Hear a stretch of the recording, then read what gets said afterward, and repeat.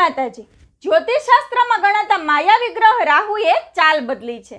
તેનાથી બ્રહ્માંડમાં હલચલ થશે અને ખાસ કરીને 3 રાશિના જાતકોનો ગોલ્ડન સમય શરૂ થવા જઈ રહ્યો છે આ પરિવર્તનથી। તો કઈ છે 3 ભાગ્યશાળી રાશિ કે જેમના જીવનમાં આર્થિક પ્રગતિ અને સફળતાના યોગ બની રહ્યા છે?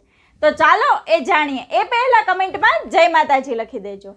પહેલી છે મેષ રાશિ। આ રાશિના જાતકોને અચાનક ધન લાભના યોગ બની રહ્યા છે।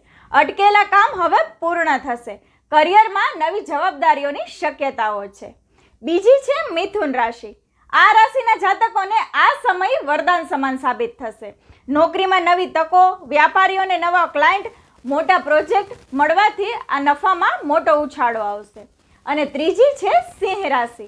આ રાશિના જાતકોને સામાજિક પ્રતિષ્ઠામાં વધારો થશે।